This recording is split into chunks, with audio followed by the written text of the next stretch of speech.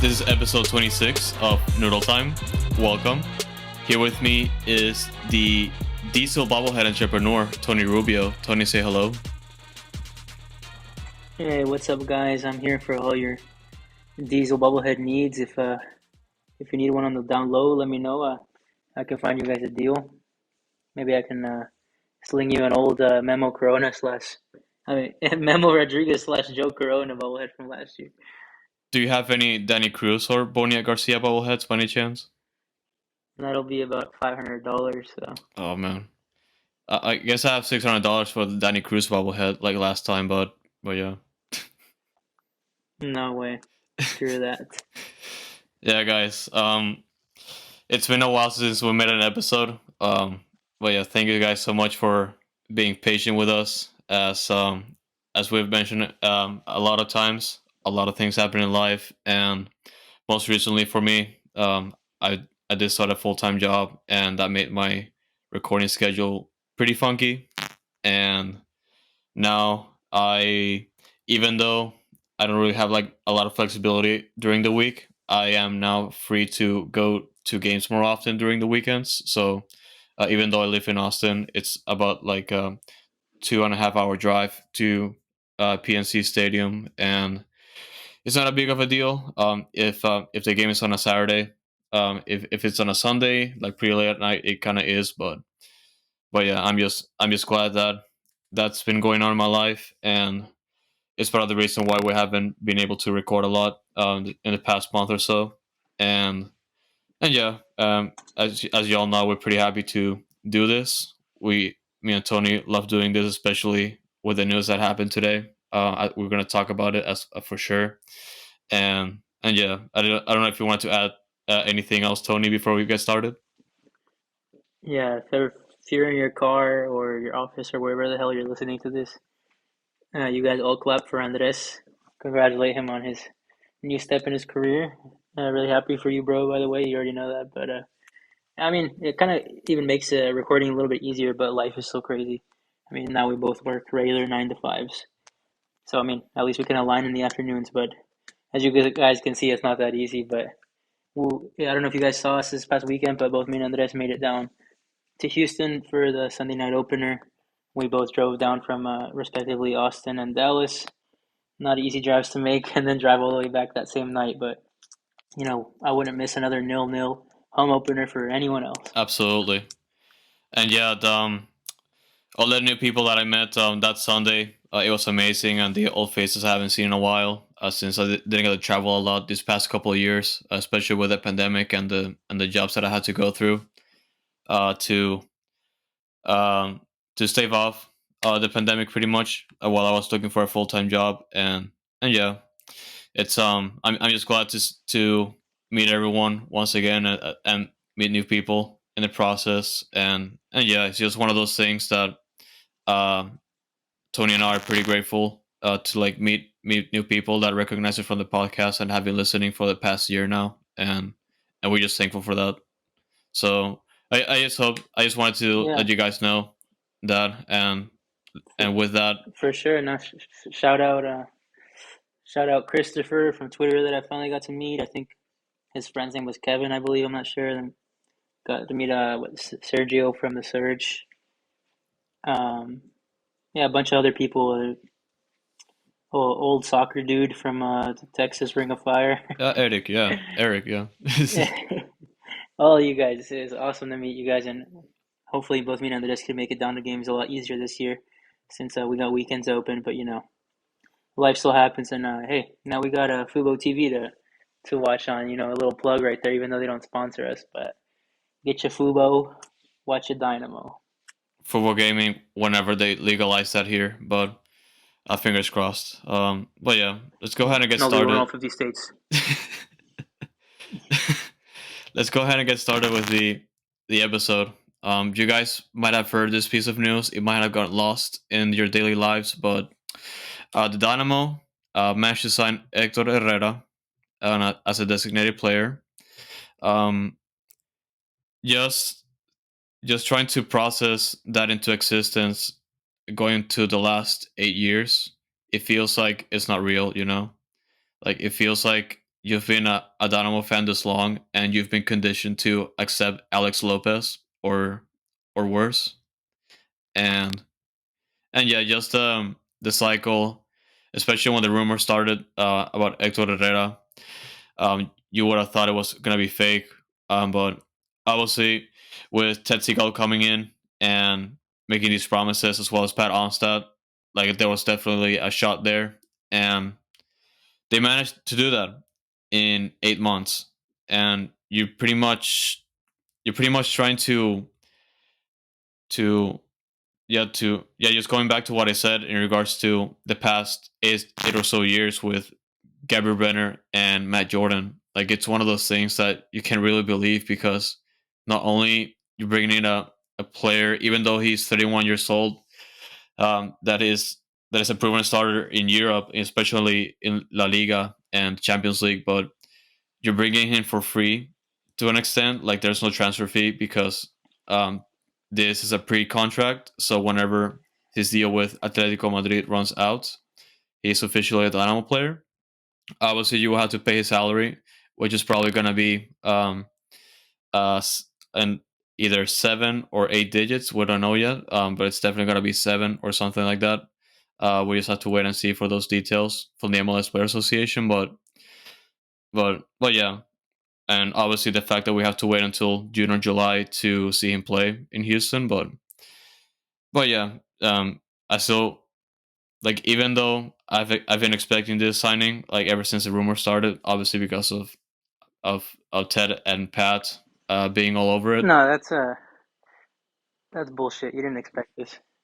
No one expected this. This is this is all thanks to Big Daddy Seagal. Yeah. As we all have to call him that now. It's the rules.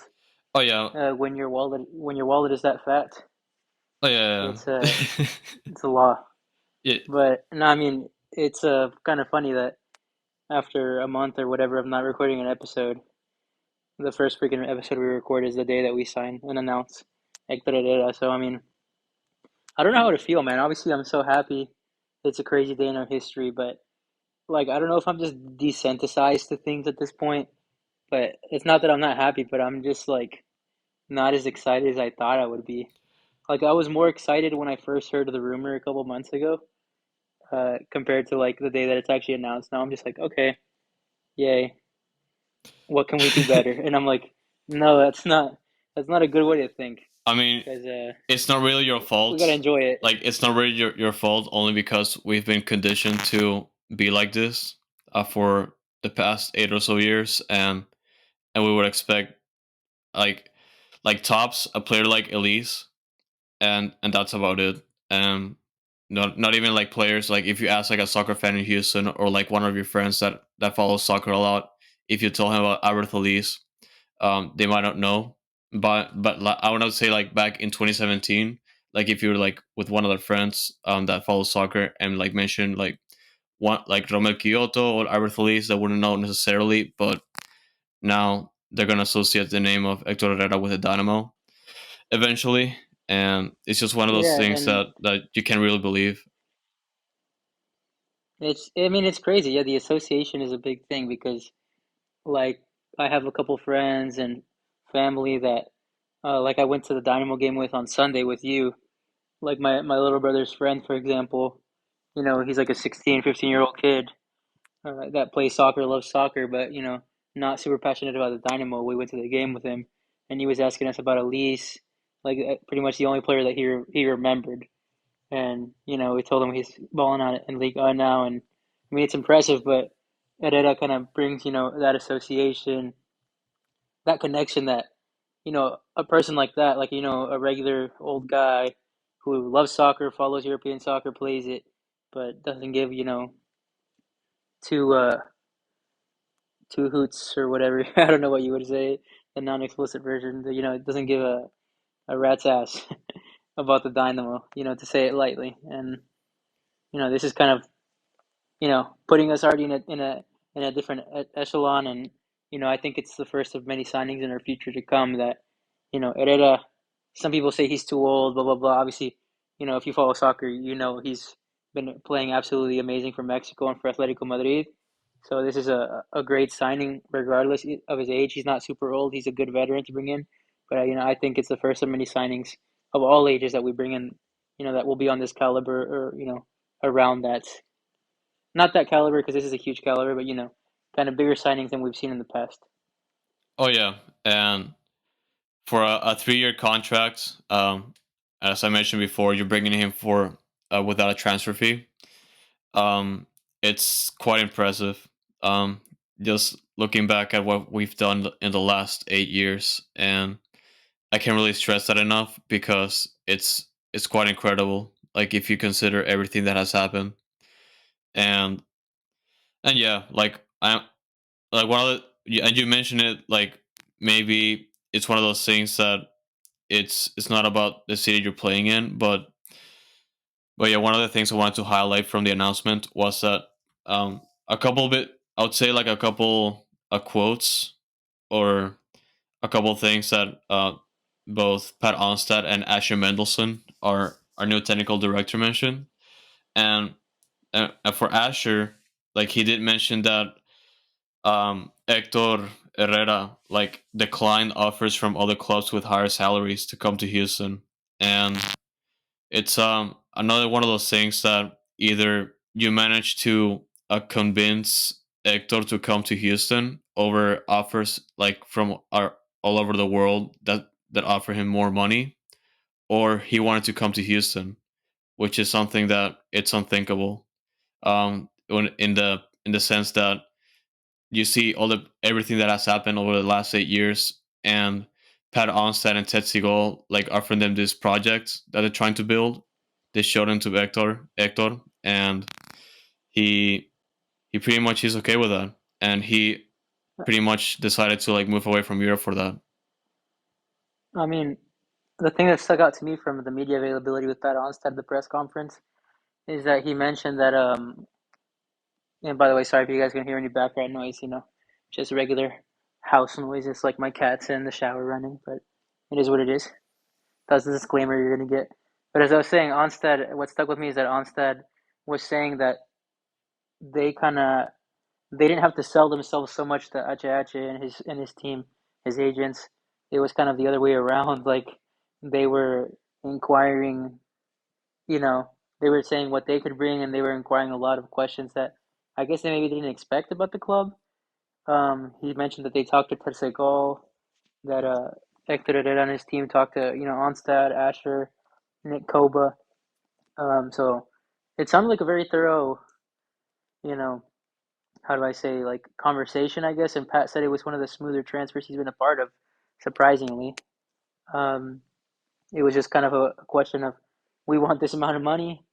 Pat went to Ted about it, and he said, yeah, sure, and they signed. But the most interesting part was that Pat said that Hector and his team, did a lot of research themselves about how the Dynamo have never had a player of this caliber, a Mexican superstar. I think they kind of did kind of like a bit of a study to see how impactful this would be, and that's pretty encouraging to see that they did all that research, and to see that Hector and his team and his family want to be a part of a project like this where he can come in and be a leader. He can come in and you know it's really early to say, but obviously we're not. I'm not saying he is, but or he could possibly go somewhere and be a legend and change a club.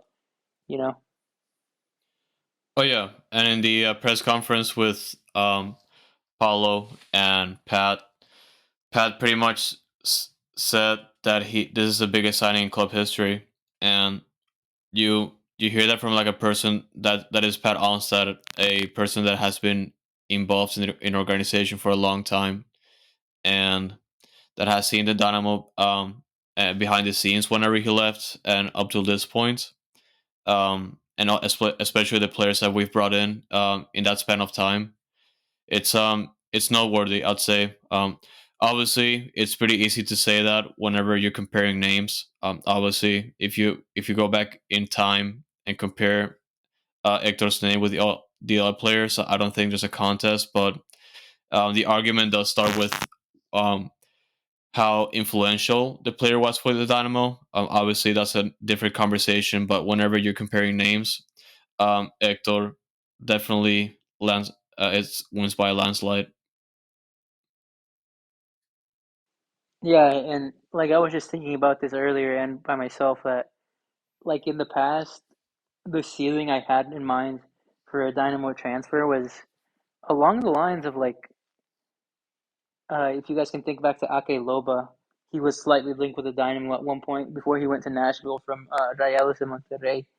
And for me, that was like in my head, that was like, oh, we can't afford him or we can't get that kind of aspiring, you know, hot and wanted striker from Mexico.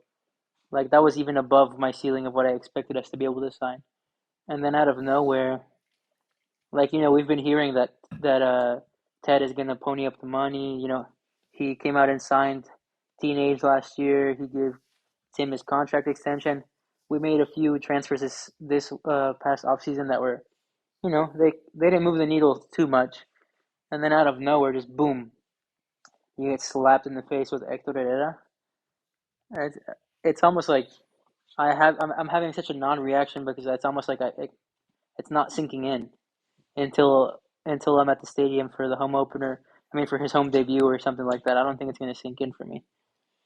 Oh yeah, whenever he comes to Houston, whenever he plays his first game, um, yeah, I think it's gonna be hard to believe until you see him playing on the field. But yeah, it's just one of those things that um I keep saying it, but it's so true. Like we've we've suffered so much, and we've received all these players and expected so little of them. And we come in this year with a new ownership, and in about 8 months in, we get Hector Herrera, and it's something that you can't believe, honestly. Man, it sounds messed up because I feel like all day I was listening to, all the podcasts, all the shows, Football Americas on ESPN Plus with Hercules Gomez and Sebi Salazar and all these shows, man. All this, what the Twitter Spaces that David Goss and Tom Bogert and Michele Janona were doing, and they were Tom Bogert brought up how, and Andrew Wiebe, they both brought up how the Dynamo have not been talked about this like they have not been talked about at all in general, like ever. Maybe since 2006, 2007, at like at this magnitude with a national media interest, and it's just nice to see us be talked about. That was coming from them. Imagine how we feel here in Houston. Like personally, I don't care too much about the national media attention, but it's good for the club. It's good for the pressure, to build a more professional atmosphere. And it's just something like I said, you don't even know how to deal with, but regardless of what happens, this is just already a win for Segal, no matter, how good or bad Herrera does on the field because it shows intention. And I think it's just a move that you have to make to show that, hey, I'm for real and, I'm gonna turn this club around. So like regardless of what happens, I hope all you Dynamo fans, no matter how long you guys have been fans, whether it was since 2006 or since last year, like that you guys all enjoy this because I mean, not to get philosophical, but you got to enjoy these small moments in soccer and football, and because if not, it can't be all about winning because only one team can win. So you got to enjoy things like this. Oh yeah, absolutely. And even through the worst times, there's always stuff you can always take into account. Obviously, whenever you go to the stadium, you meet the supporters, so you have good experiences. That also counts. And yeah, you said it best. Like only one team can win at the end of the day, and and yeah, we just have to like enjoy those moments while they last. And one another thing I wanted to point out before we move on from Hector was the fact that like during the press conference from today, someone did ask Pat Onstad on an additional rumor in regards to Diego Lainez, um, uh, and this is definitely like obviously another signing that people would be like, okay, Houston, calm down, please. You have a lot of money, we get it, but it's Pat Onstad, like he did mention like and with quotes, at this point, I don't want to talk about players under contract with another team. Technically, I guess, so is Hector Herrera, but he's also free in the summer, so I don't want to talk about players on the teams. What I will say, is it's a market. We talked about this a little bit earlier. We have the best recruiting tool, I think, in the league right now for the Mexican players. Will we use Hector to try to help us recruit players? Of course we would, but at this stage, I'm not going to comment on a player that's under contract with someone else. So that's obviously goes a little bit more in line about Tetsigol bringing in potentially more players, hinting at it constantly. And definitely it goes in line with Hector Herrera being associated with the Dynamo. Now players can see that Dynamo are for real, and they're building a project here, and it's something to keep in mind over the next couple months until the window closes. Maybe they're gonna try do something else for next year, but yeah, it's one of those things that it's very interesting. Yeah, I mean, like it's already a crazy day enough with the Herrera news, and I mean, so as you guys can see so far, all this podcast has been is Hector Herrera talk and the impact, and we haven't even talked about potential salaries or a designated play. We haven't talked about what the actual transfer details are because a lot of that stuff's still up in the air. But like, so it's such a big deal. That's all we've talked about so far, and there's still so much to talk about. But then people are talking about Linus, and I don't know. It's coming. It was kind of it kind of seemed a little bit shady because no like national media outlets were reporting it. Um, and then all of a sudden it started to like pick up a bunch of steam in a matter of an hour. And then out of nowhere Tom Bogert comes from the top rope and just absolutely killed the rumor, saying that it's completely false, not true, blah blah blah. And then as well as I think Eric Gomez from ESPN, who works a lot with Liga MX and the Mexican national team, he was saying it's completely false as well. And I don't know, pretty much from 0 to 100, it went up and down and squashed as it was. But when Onstead was asked about it, um, he kind of gave that same answer that he gave when he was first asked about Herrera, pretty much saying like, I'm not going to comment. There's a player under contract. That could just be a prepared answer. It could just be, he could be right.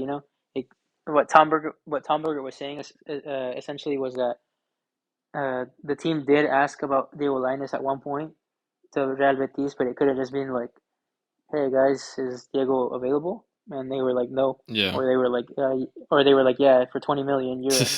And then the Dynamo were like, "Okay, never mind." And that little correspondence could have been enough for people to say Dynamo are interested in Diego Lainez.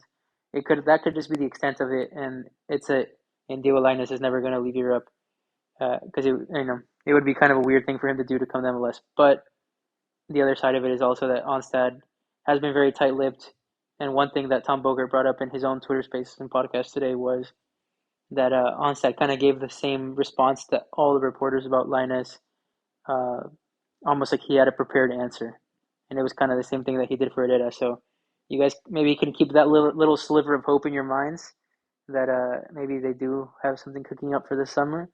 Maybe a little $10 million transfer for Diego Lainez. I I at 98% think this is completely false and won't happen. I don't know how a 21-year-old Mexican national team winger would leave to MLS, let alone an MLS team afford him at this point in his career, as well as for his career development. But look, I don't care about El Tri's development. I care about the Houston Dynamo. So if we somehow can get him in the future, then hell yeah. But I think that's the extent of the rumor at this point, and we shouldn't get our hopes up or talk about it too much to no avail, essentially. Yeah, if the Dynamo become the backbone of the Mexican national team, that's gonna be something that I will really love.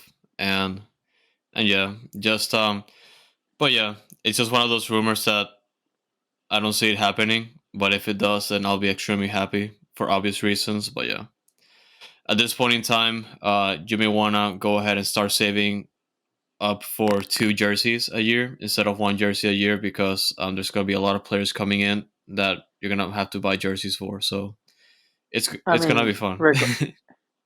regardless, Andres, think about it. Like no offense, you go from hearing transfer rumors for guys like Ariel Lassiter coming to the Dynamo to being linked to a name like Diego Lainez, let alone that we were even interested in him is amazing, Even if we don't get a player of that name or stature or of excitement, it kind of shows an intent for us to, kind of be going towards, a more aspirational signings uh, going forward. So I didn't expect us to be Toronto or LA Galaxy, LAF. I would rather be more like an LAFC, but it's just an absolutely refreshing take to see us, like this. Hector Herrera won't fix all our problems, but it's just turning a new page that we badly need. Yep. And yeah, thank you guys for listening to the Hector Herrera episode. Yeah, it's been 26 minutes now, so that's awesome to hear. Yeah, we're just excited for Hector. And yeah, we just have to wait until June or July, just to see whenever he shows up, to see him in an orange jersey, so we can all see that it's for real. So yeah, I I'm mean, looking forward to that. while we're on the top, while we're on the topic of all this stuff, I mean, obviously Herrera's going to come in the summer window, which won't be until July. With visa problems, you never know that could be until August. But let's hope he can get here as soon as possible. Um, Zeca, the Brazilian fullback that we signed as a free agent, he is I think he was with Vasco da Gama, right, or something Vasco like da that. Gama, yeah, that And was his last club yeah, before he his contract ran out. Yeah. yeah, he was finally in Houston since Friday, I believe, and he will. I think he started training with the team since yesterday, so that's an awesome a note to hear. Since Griffin Dorsey, is a brand new right back, I'm not on the team to. I'm not on the team of fans that is already wanting to throw him to the curb because, as we see every year in this league, there's always wingers from the college level, from the youth soccer level that start as wingers or strikers and then turn into really serviceable fullbacks in the league. Like Alagram Zuzi, I don't know, Richie Larea, players like that turn into really good MLS fullbacks. So if we can turn Griffin Dorsey into even half of what those players are, then I think that would be a win. But if Zeka comes in and raises the level right away, then I'm happy with it as well. Dorsey performed a lot better versus RSL in the first half than any of the minutes he played in preseason at fullback. Yeah. Uh, I don't know if maybe he was in preseason mode in the other ones, but it finally seemed like he at least learned how to pass the ball. Unfortunately, he got injured, I think, after the first 45 minutes, and Zarek had to come in for him, but we don't know for sure. And other than Zeka, the Dynamo cut Joe Corona. Essentially, they bought out his contract, something also unheard of in Dynamo world. And that was essentially to make room for bringing in Hector in the summer, as well as bringing in another international slot. Lastly, the Dynamo apparently are in talks with a Brazilian youth winger who is about 20 years old, named Thiago Fernandes, or as he's known, Tiaguinho. He currently plays for Flamengo in Brazil, which is a huge team, as you guys know. But unfortunately, Thiago Fernandes doesn't have too many minutes with their first team. He was kind of like a huge Brazilian prospect that Flamengo paid several millions for, which is not something that happens very often in Brazil to spend so much money on a younger player. And he kind of hasn't panned out so far, but he's 20 years old. And that sounds like a great project signing for me if he can finally come get minutes in MLS.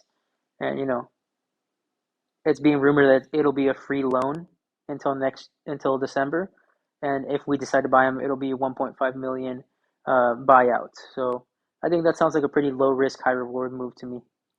Oh yeah, and we even if even with Herrera coming in the summer, we still have one more international spot open, so he will definitely fit in the roster immediately or whenever he clears his visa and all that. But yeah, it's something interesting to consider, and especially being low risk since it's a free loan. Shout out to Pat Onstead for pulling that off. If it materializes, we still haven't received the announcement yet, but it can be a matter of time now. So, but yeah, it's one of those positions that Dynamo have to address. They're definitely trying to address that with Seca coming in as right back and Teguino maybe swapping to the left with Fafa to the right potentially. We still have to wait and see what's going to happen with that, since it's part of what we've seen with the home opener, which we're going to talk a little bit about, obviously, and yeah, and also one of the signings that we missed from the last episode, since we we pretty much stopped at Sebastian Ferreira for the last episode.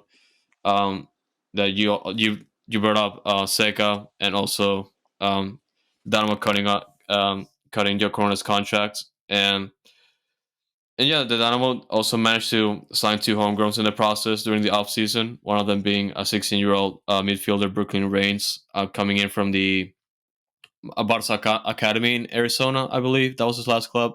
But he did play in El Paso Locomotive a season or so ago.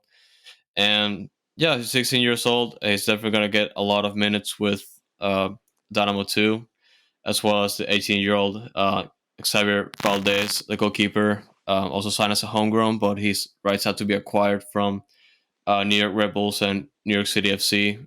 They both got sent $50,000 in general allocation money, and and yeah, it's just one of those things that I had to reflect on, only because I was a little bit conflicted if the Dynamo weren't producing that many homegrowns at that point, or they just wanted to like adopt a hybrid model of producing homegrowns as well as claiming other homegrowns that they can acquire.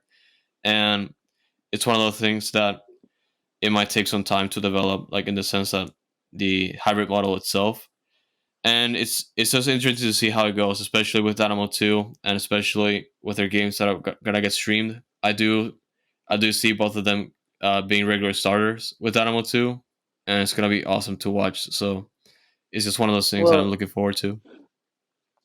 I mean, the first point is that I don't think anyone will argue about the Dynamo poaching homegrowns from around the country, because at the end of the day, these homegrown rules and rights exist to protect, for example, so LAFC can't just go around the country and scout the best player from Houston and convince him to sign. That's just, so a team like Houston that in theory has a worse academy and is smaller, can keep some of those talents. But I think soon, within the next 5 years, 10 years in MLS, we will for sure see those homegrown territories go away, which I think they should go away. I think any team should be free to quote unquote poach another player that's outside of their territory, because I mean that's just how world football, the free market should work. Right now, this is just to like I said, protect the interest of these MLS franchises. But I like it. I like that Asher and Pat, Paul Hulliker, they've mentioned specifically that we're going after some of these better talents around the country, to offer them minutes, to offer them a pathway to the pro level. So that's a player like Brooklyn Reigns that I think top drawer rated him. I don't know, like a top 10 player in his class, which is, I don't know, he's 16 years old, so like freaking class of 2026 or 23 or 24 or something, like something crazy. We're all old now is all you need to know. But that's an amazing signing. Hopefully, we can nurture him. Asher Mendelson did respond to me on Twitter when I asked him what he meant when he mentioned that Brooklyn Reigns has to fulfill his homegrown requirements first. So obviously he's not a homegrown, as you guys know. It's just the way the MLS mechanism was work. But we pretty much paid Real Salt Lake for his rights to um, to sign him on a homegrown contract. So that means he doesn't count towards the cap, is what I mean. It believes, and he can't be chosen in an expansion draft. But Asher Mendelson explains that a homegrown player also has to like fulfill requirements to be a homegrown player. So that means he has to train a certain amount of minutes with the Dynamo organization and live here for a certain amount of time. So Brooklyn Reigns likely, even if he has the quality for it, he likely won't see the pitch at all for Dynamo first team this year, because he has to fulfill these training requirements in our organization beforehand. Kind of weird. I don't understand how it works, but that's just reality. But unless he's a world beater, regardless, he would probably still be on Dynamo too. And I think even with the training requirements, I believe he can play with the reserve team. So hopefully we see him starting a lot of minutes for Dynamo too this year.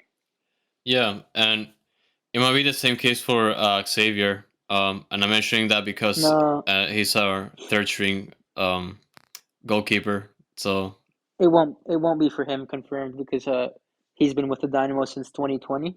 So oh yeah, he started the training with Dyn them. Yeah, I missed that. yeah the Dynamo essentially hold these like goalkeeping combines.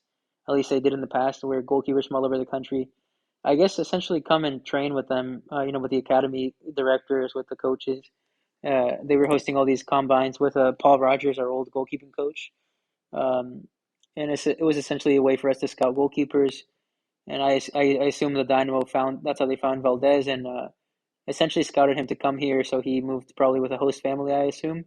Not 100% sure, and joined the Dynamo Academy. So he 100% has his academy fulfillment. How do you say fulfilled? I guess, but that's not something we have to worry about. Um, I guess just to finish the thought that you were saying earlier on that it's like I'm not worried about our academy production. I know it's improving, and I know it's a long-term project. And in the meantime, I love us signing these guys, even though they're not born and raised in the Houston area. I really don't care. And then this preseason we saw more minutes from Juan Castilla, Andre Guitao. We've been seeing Jathan Juarez, Danny Rios. So I'm excited for what our academy actually can produce as well. Yeah, and yeah. Another thing I wanted to point out though is I'm kind of glad that they didn't sign like um uh they didn't put much have to like rely on like another USL or MLS goalkeeper to sign as a third stringer. They pretty much are relying on a homegrown as a third stringer this time around. So it's definitely something to look out for. Even if there's a scenario where he has to be called up to the first team, it's also something that's gonna be pretty interesting. So, well, yeah, I cannot wait to start watching Dynamo 2 pretty soon. Yeah, honestly, I can't wait till I'm back in town for a weekend in Houston and Dynamo 2 are playing. Because I'm for sure gonna go. It's like $7 ticket or something. They said. Oh yeah, I'll It'll be go.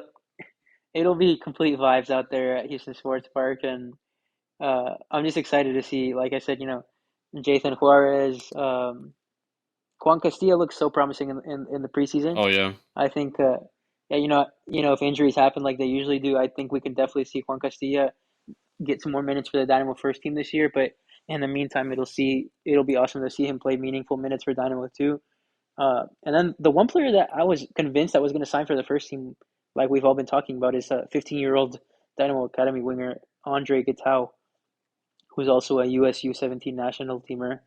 Uh, he was with the first team all preseason, training and playing in games. He was regularly coming in as a sub on the wing, for example, for Fafa, and he scored a goal against Colorado.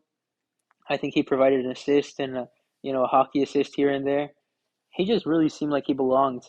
And that's not me trying to pressure, a 15-year-old player to, come and be our savior already, but he looked like he belonged at that level that he had been there, and I just assumed that Paulo and everybody would get him signed, but we don't know what's going on behind the scenes.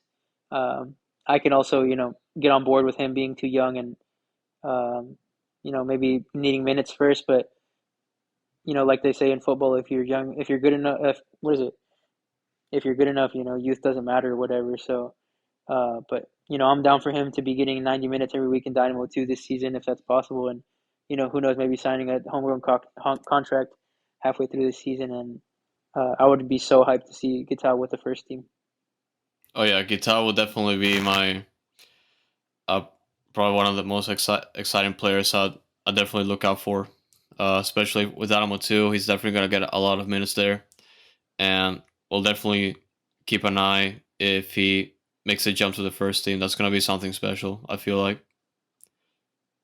Yeah, I mean, it's not a question of when it if it'll happen. It's about when it'll happen. So I'm sure he's going to break out with the first team in the next year, and when it happens, I think we'll all be hyped to finally have a real youth prospect that can get meaningful minutes and change the narrative in Houston, which is something we need to all start get a little bit used to, because it's with Onstead and everybody, Paul Holliker, all the assistant coaches, Paulo, it's something that they're really changing, and I'm so happy for it.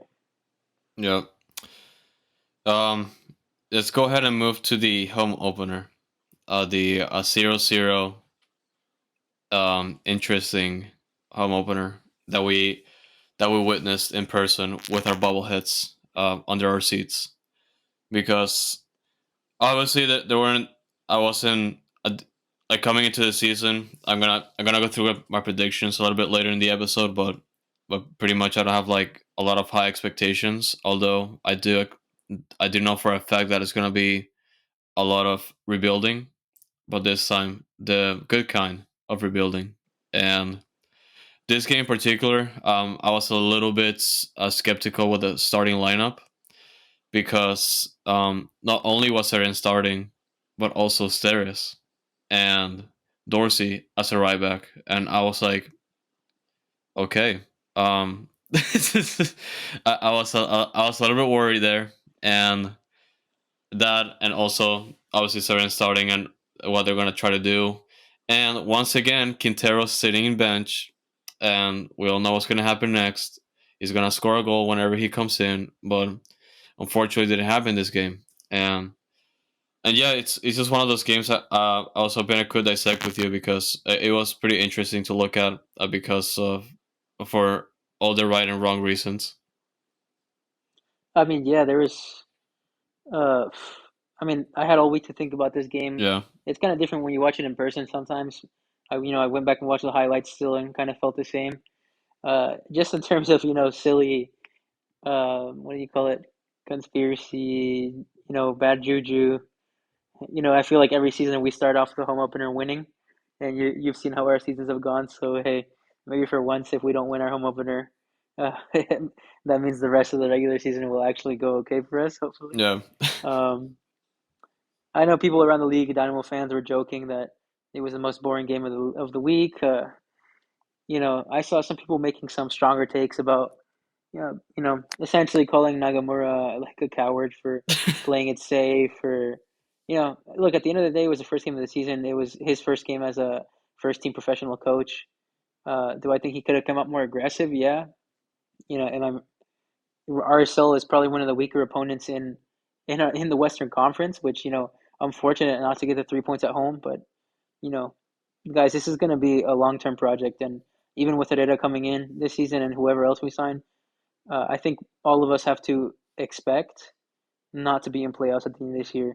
If you want to be, have some kind of semblance of happiness in your life this year, don't expect success and anything else that comes from it, will be a lot happier. So that sounds pretty pessimistic, but that's the way I look at it, because this is a long term project, regardless or not, of playoffs this year.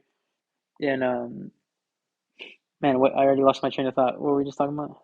All right, the home opener, but yeah, I was gonna get. Yes, I was, I see that. I'm like a hamster right now. It's because I have some random MLS highlights going on the TV in the background. But no, pretty much. I think you guys can hold your horses if you're disappointed about no 3 points. If you're, obviously I'm disappointed. I wanted to see goals in my live home opener that I was at, but it didn't happen. And I'm okay with results like this. If we're not getting blown out, if we're not, et cetera, et cetera. You got to think RSL was freaking parking the bus from the first minute. They kind of had like five in the back. Obviously, the Dynamo don't have the most potent midfield or attack, and that's just a recipe for a 0-0 because they never once got near our goal, for example, and threatened. So that's at least something that you can keep in mind to not feel too bad about the home opener. But uh, I guess before I let Andres talk a little bit about more his opinions, the topic that I guess I had on my mind was just midfield mediocrity. That's kind of how I felt about this game. It's our wingers aren't the best, but they can do the job. We have our new shiny striker and Ferreira, and we have Thor off the bench. But um, not that Joe Corona was a world beater, but now that he's cut and we don't have Herrera yet, it's almost like holy shit. Who do we have these months to help us succeed in the midfield? It's Vera and Jones at the six, and then at the eights, because we play like a double eights. It's um, Memo Seren and Quintero. Am I missing somebody there, Andres? oh, Derek Jones for sure. He can stay I mean, back, but yeah. yeah. I mean, I said him as a six, but yeah, man, it's scary. That's not. all of a sudden our depth is not great at center mid, and our options aren't great there. So that's what kind of had me worried. Oh, and Karaski, I'm already forgetting Coco. Um, it was just a lot of misplaced passes early on, a lot of back passes. Our possession was great, and we had a lot of passes completed. But what's the point when I'm not saying rush the ball forward, but God, we were taking zero risks. It was pretty much a wasted first half. But if you're not going to blame the team for a wasted first half at some point in the season, I guess make give them leeway on the first half of the season. With a new team and a new manager. So that's why I won't fault them completely for that. But that's something that definitely stuck in my mind was the midfield mediocrity. And even once we get Ache, I'm still thinking that we need some more reinforcements in that area in general. Yeah, that's definitely the biggest con with this team right now. Midfield. It's one of the things that in the next offseason they're gonna have to figure out because like the midfield situation, they're gonna have to cut a lot of players to define how they're gonna be. Because in the first game, obviously it can change over time, but I feel like it could be pretty much that for a overwhelming majority of the season. They've been pretty much safe with all the back passes. It's cool that that possession is pretty good, but they've been pretty much passing it back, flanking it just to see what happens, and the ball goes back and redo for a whole game. And obviously with I'm just coming back from last year. I definitely expected Quintero to have a bigger role at this point, to be a starter compared to like Memo going in front. But it's one of those things that I have to try to understand. Maybe Memo, Paulo sees something in Memo I don't. And I say that because Quintero comes in the second half and hits the crossbar and does this and essentially electrifies the midfield along with Coco.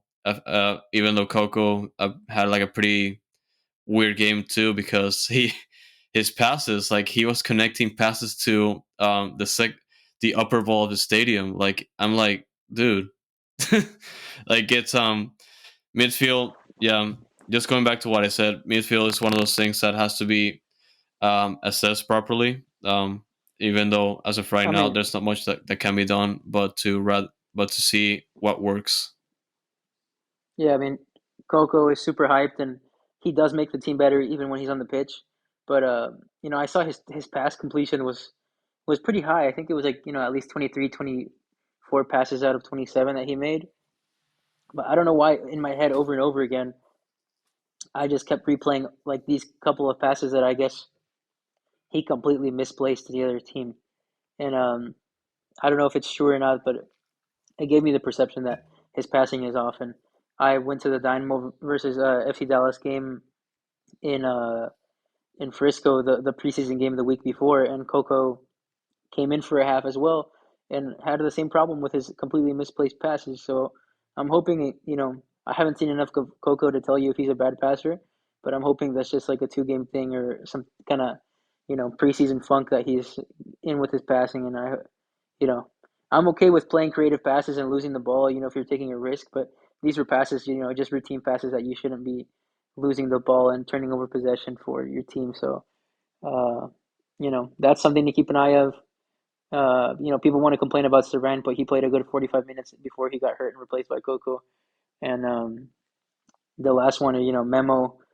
Uh, you know, I'll love to be proven wrong, and I know his quality, but I just think Memo is a player that if he doesn't produce, he needs to be transferred to another MLS club so he can start a new page in his career, and we can get something back and more dynamic in the midfield.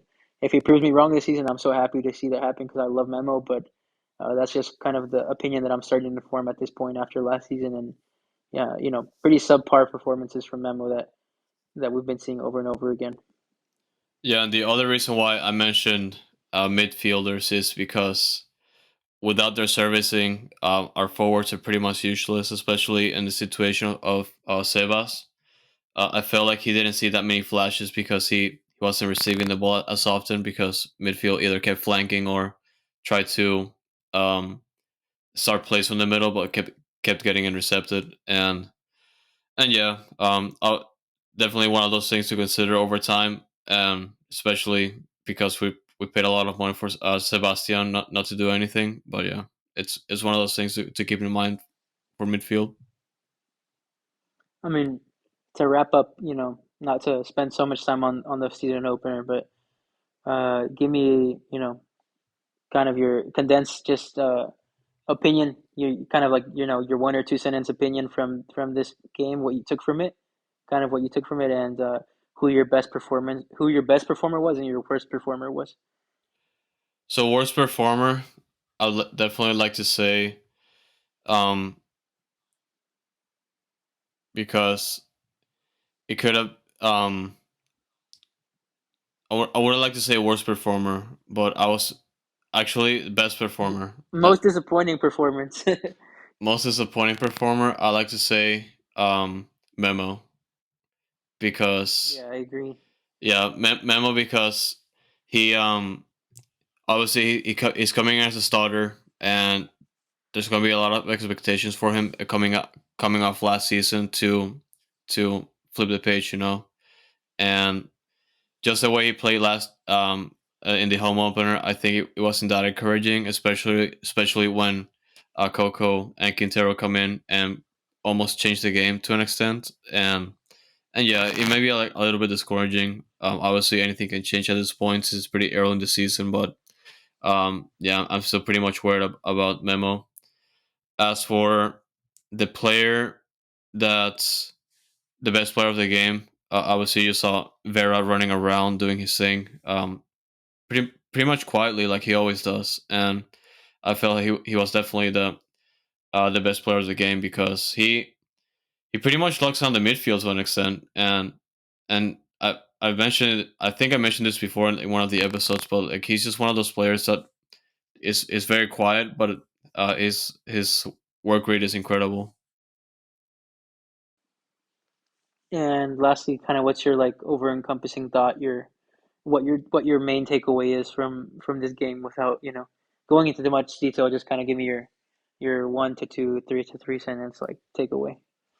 I guess I guess my main takeaway is that preseason stays in preseason only because when I saw um, Stetter starting behind along with Tim Parker and Dorsey, I was a little bit worried they're gonna take advantage of the right wing or like our right wing, and that didn't ended up happening that much really, and instead I felt like they played very good defensively overall, and which was a little bit relieving compared to the preseason games that I've seen them defending, which was pretty horrible.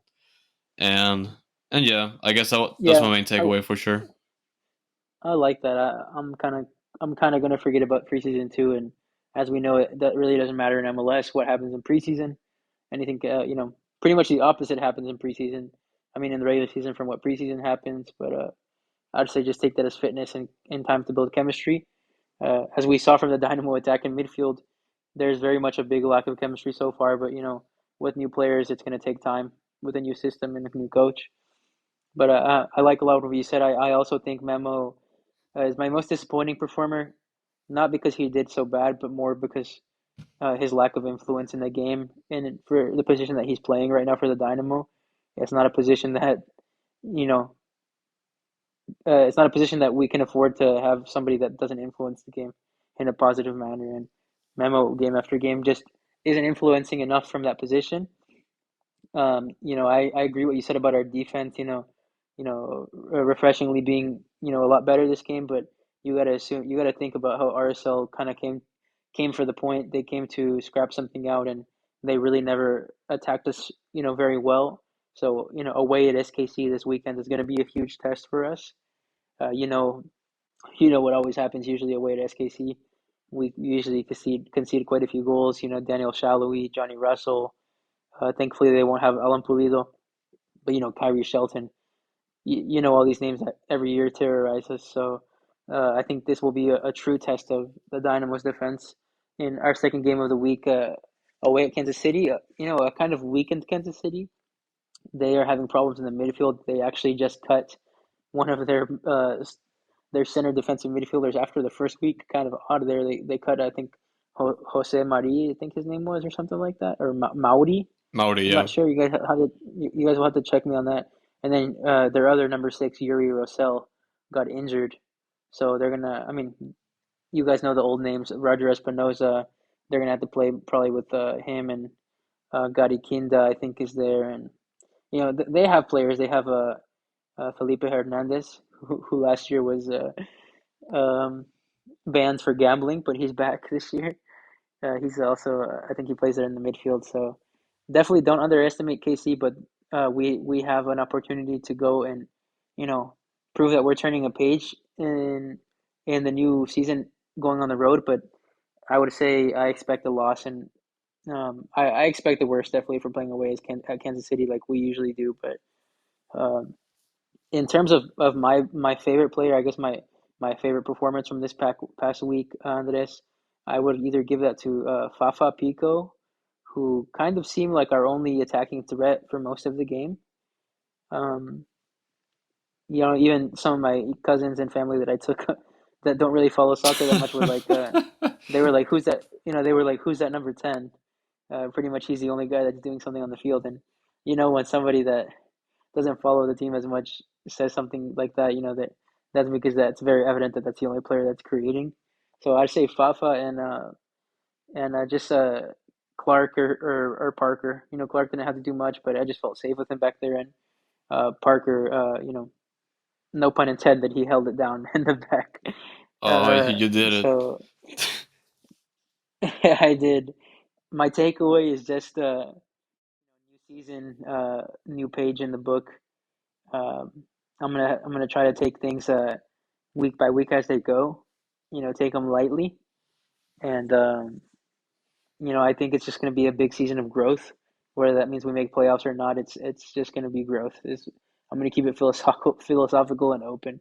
But as far as the next game, to wrap this up soon, in SKC, I expect us to go out there with the same back line. That is, unless Griffin Dorsey actually is injured. I think we'll see Zarek in there at right back, and I'm gonna have to say I think we're gonna see Daniel Steres again in the back for Houston. I think Nagamura really likes him, and the reason that Steres has been starting often in preseason and in the first game is because Hadebe is taking time to integrate with the team since he came in late, fitness, blah blah blah. But I think Naga really likes him a lot anyway. So I think we're gonna see the same back line, probably Zarek in for Dorsey. I think we're gonna see Vera, if Coco's fit, we're gonna see Coco, Vera, and Memo. I might assume that Seren's hurt, and I still don't think Quintero's gonna start. So I'm gonna say Vera, Coco, and Memo. And I think up top we're gonna see the same front three and Fafa, Sebas, and Baird. And I think we'll see a. I'm gonna go negative. I think we'll see a 3-1 loss. Is my prediction. Yeah, but, those road games though, although this time around, I feel like it's gonna be interesting only because there's gonna be Paul Nagamura's former club, and I feel like it's gonna have like um some expectations as to how they might approach this game, and obviously, like even though he's gonna like change the lineup compared to last time, this past week, I feel like I do agree that he's gonna keep the same back line, only because teenage is having those fitness issues and coming in late into practice, and also Seka, I don't think is gonna be ready for the next couple weeks now, and yeah, Dorsey being injured, obviously you're gonna have to go for Sarek. I didn't think he did that bad as well in the home opener, and yeah, it's road games are gonna be a a pretty good indicator as to how we are developing over time, especially coming out of the season where we won an amount of 0 road games. I feel like it's gonna be a thing. Pat Onstad's gonna be looking closely over the course of the season or the years to come, depending on how he wants to run this project. And yeah, it's just yeah, road games, especially against Kansas City or FC Dallas. Those are the games that I'm like, man, please play well, and yeah. Yeah, we'll see what happens with the lineup. Like I said, I expect the same back line, but I do feel like Paul has to change the midfield at least because that thing didn't work out against RSL, and I highly doubt it's gonna do anything against Kansas City on the road. Hey guys, this is Andres coming in very late into the episode. So our software that we were using apparently cut us off in the middle of our last few minutes of a recording session of episode 26, and so that's why it had to end up pretty awkwardly. So yeah, sorry you guys missed the last few minutes of the episode. We pretty much discussed a little bit more about the game against Kansas City, and yeah, it wasn't that much that you missed, but yeah, it's just a little bit inconvenient on my end. So thank you guys so much for tuning in to this episode. We really appreciate you guys being patient with us as the past month or so since we haven't put that many episodes as we hoped, and we just hope to change that now that everything is settling down and the season is underway. It should be a fun one. So thank you guys for tuning into this episode. I'll see you next time and stay noodle.